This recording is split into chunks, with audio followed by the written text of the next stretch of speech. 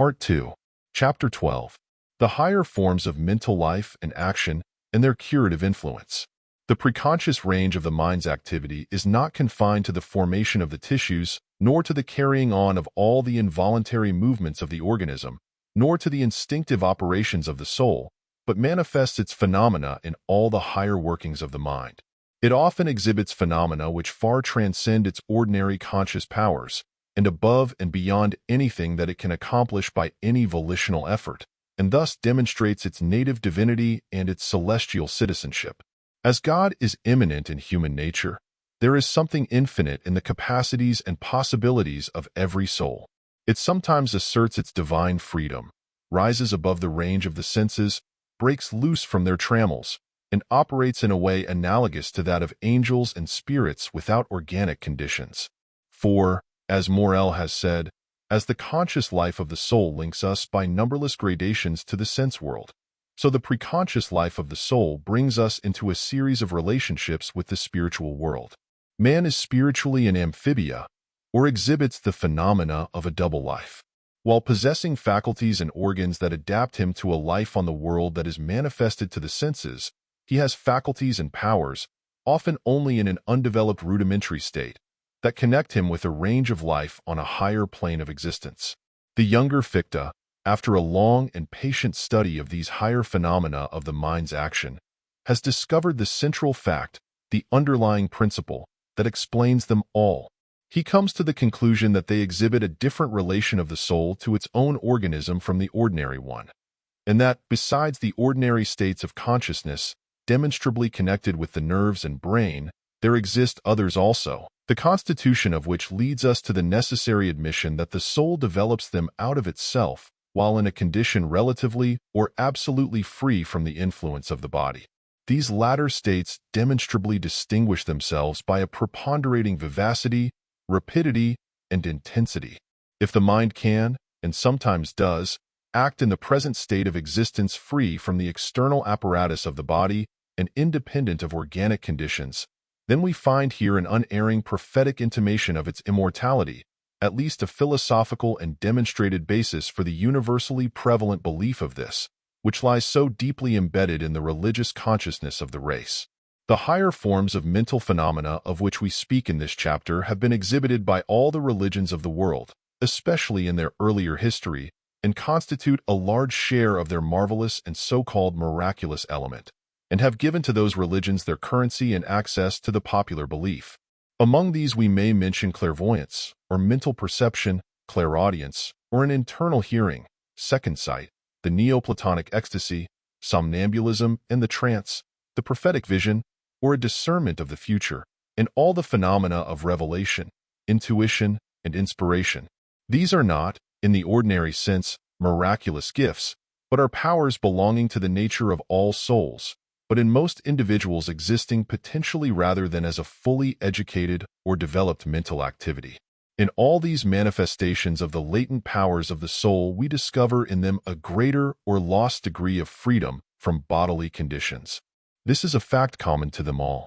They seem to be the result of an emancipation of the soul from the thraldom of the body. The body which it has formed as its representative on the plane of sense is, as it were, laid aside.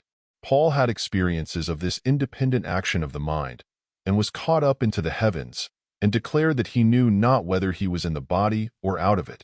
I am aware that Dr. Carpenter, one of the profoundest physiological scholars of this or any age, has attributed many of these phenomena to an unconscious cerebration. But this is taking an effect for a cause. There may be a corresponding action of the brain, but it is only the result of an antecedent movement of the mind. But this unconscious cerebral activity is an hypothesis incapable of proof. Fichte is no doubt much nearer the truth in referring them to a preconscious mental action, and it is more than probable that the mind in these exalted states acts independently of the bodily organism and rises out of its elementary and rudimentary condition, and exhibits an activity and a display of powers premonitory of its higher state in the life to come. Its latent powers come into action, and the soul begins to live eternal life. These states are by no means to be considered as abnormal, but as natural to man. Their influence upon the bodily condition, when they are reached by a normal and slow process of development, is often most salutary. While the mind is thus freed from the body, it seems to possess an increased power over it, and disease is often relieved or wholly cured by these higher experiences. In this state of emancipated and heightened intelligence, we come to the perception of the soul of things. The mind is raised to the realm of causation. The material world becomes a shadow, and spiritual things the only substantial realities. The body ceases to be the man, and we become all soul. Disease is traced to its root in some abnormality of mind, and, being viewed as spiritual, is brought under the control of spirit, who are no longer sense-bound, but rise to the perception of truth in its reality and above the fallacious appearances of the senses. How we may attain to this more exalted range of mental life and action is a question of great practical importance. We must acquire the habit of forgetting the body that we may become spirit. It is a state that has been called by the writers on the higher forms of religious life and experience a state of recollection, and by Bernard of Clairvaux was denominated contemplation. The mind is recalled into itself. The external sense world is shut out of thought and perception. All voluntary and conscious mental action is suspended, and in this state of passivity, or, as Madame Guyon called it, quietism, we come at once into the involuntary and preconscious range of the mind's activity. Our intuitive perceptivity is quickened by the general sphere of intelligence in the spiritual world. We come into receptive communication with the uncreated Word, the living light that has illuminated the prophets of all religions and of every clime. In this condition of abstraction from the world of sense, the Spirit is received that teaches all things and guides into all truth. And inspiration is no longer viewed as an historic fact of the remote past, but an attainable, practicable experience of religion today. In this preconscious range of the mind's action, we come into closer interior relations with the divinity everywhere immanent in the universe. As it was viewed by Bernard of Clairvaux, Kempis, Eckhart, Toller, Guyon, Fenelon, Bayman, and all the Christian mystics, the divine communication, in this interior state, assumes the form of a philosophical necessity.